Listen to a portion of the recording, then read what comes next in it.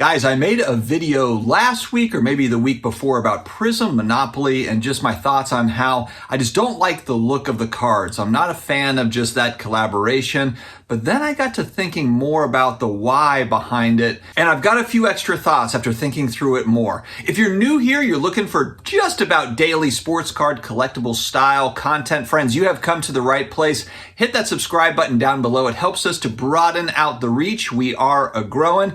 Always appreciate your support. Before I get started, big thanks to today's video sponsor, DC Sports 87. If you don't want to sell your cards on eBay yourself, you just want someone else to handle it, and it's easy. DC Sports 87 is really my go-to for this. I've sold quite a few cards this year through these guys. You just send it all in. It's a one-day turnaround time after everything has been paid. Once you have requested payment, very, very quick turnaround time. Also uploads live on the site as auctions end and people pay. It's just very, very seamless. So definitely check out DC Sports 87.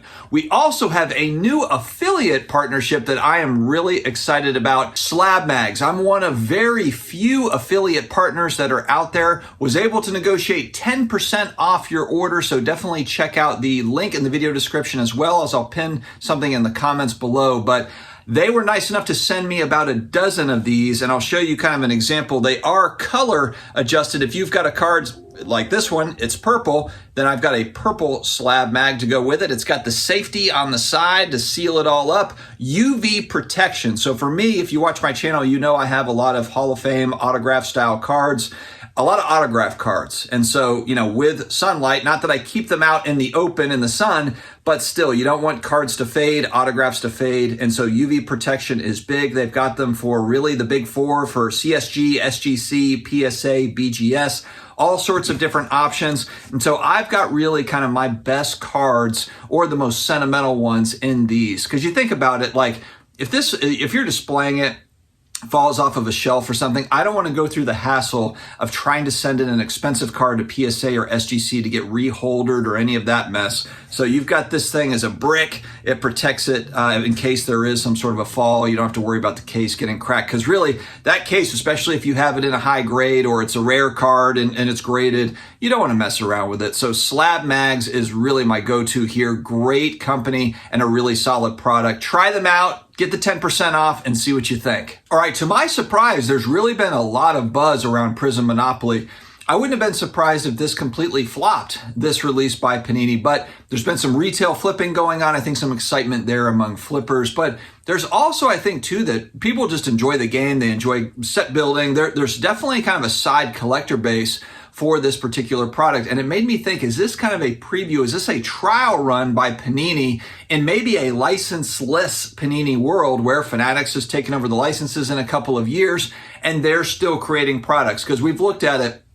Are we confident that Panini is going to work with Fanatics moving forward as far as sub-licensing or whatever it is over the next couple of years? Fanatics is going out, and what they're doing is they're signing athletes to exclusive autograph deals. How does this hurt Panini? Well, they're not going to have autographs in National Treasures or Flawless or whatever it is for certain players for Prizm. That's a huge deal. I mean, those are big time chase cards. And so it's a way for Fanatics to add pressure, to put heat on Panini, more and more pressure. They've continuously put pressure on Panini, but Panini doesn't seem to really want to budge on that. They haven't shown it yet. And so where are we now? We're in a position where I think Panini might be looking at, okay, let's just go down the road a couple of years. We don't have the licenses. What can we do to create buzz? What's interesting to me is, are people buying this product because they're excited about the basketball card hits, or is it more about the Monopoly Man case hit chase? You know, and that's what's very interesting to me. So would this sell as well if it was unlicensed? The answer might be yes. People would say like, oh, it wouldn't sell as well. It's not a licensed product. But if people are more into it because of the game attached to it, because of the Monopoly element, kind of that collaboration, more so than the actual basketball jerseys, you know, the player jerseys or whatever team it's on, you know, that's just kind of a sidebar for the product, then it's possible that Panini could continue to do these types of collaborations and they still remain very popular. Monopoly is one, but I mean, go down the list. You could think of a million different ways that they could collaborate. I joked about like, oh, you know, Dustin, if they were making Stranger Things Prizm basketball collaboration, you'd be all over it. And I said, no, I wouldn't, because I really would not. But who knows? You know, maybe there is something to that. Maybe there are these collaborations and you're tying it into some sort of a game, or there's some sort of utility to it. Maybe Panini gets creative and is able to do it. I mean, there's a product that just came out from Leaf. If you're a company that doesn't have licenses, you have to get creative. But one card that he just put out that I really want is this Pete Weber, Who Do You Think You Are? I Am on card autographed. It's numbered to 300. It's inscriptions. You know, but it's a deal that he must have done with Pete Weber on the side. But Pete Weber is one of these, he's a bowler. Like it's a professional bowler, one of the greatest professional bowlers of all time. Is bowling in the top echelon of sports that people are watching and playing? No, it's not. But Pete Weber's a huge personality that people know even outside of the bowling community.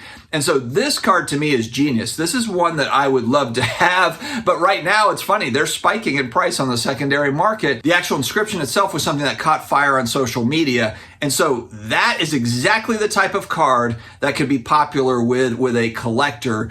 Think about too, that could be anything. Think about anyone in culture or in sports that has a memorable quote that went viral.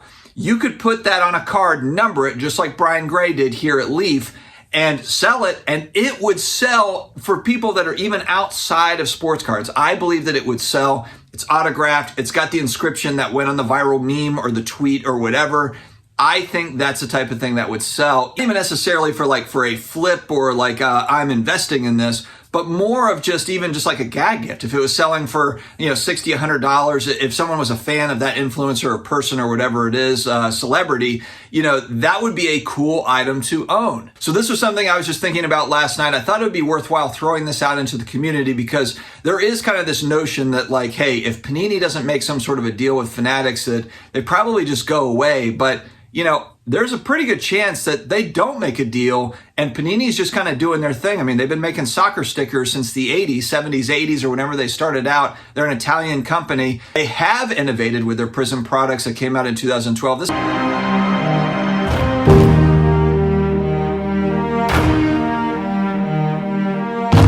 Inspiration. Fourth quarter drives. One-handed grabs.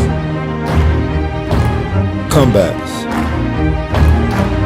Who do you collect? We collect Panini NFL trading cards. Of course, they've dropped the ball in certain areas with quality control, and they've got the patches that have never been even worn or used or even looked at by not associated with any athlete or event. I mean, maybe it's gotten a little worse over the last few years, but they have shown that they can be innovative in the past. So I want to follow this, see where this goes. But what do you guys think? Is this some sort of a trial run, this Monopoly Prizm by Panini, to see, hey, if we don't have licenses, but we have a cool collaboration that might be popular to the public, would people go for it? Do you think this product would sell if it was unlicensed? Or do you think that it sells because it is licensed and it's tied with Monopoly? How much of the license matters in this particular product or in these types of products moving forward? Let me know in the comments, friends. Stay healthy, stay awesome, and I will talk to you again later.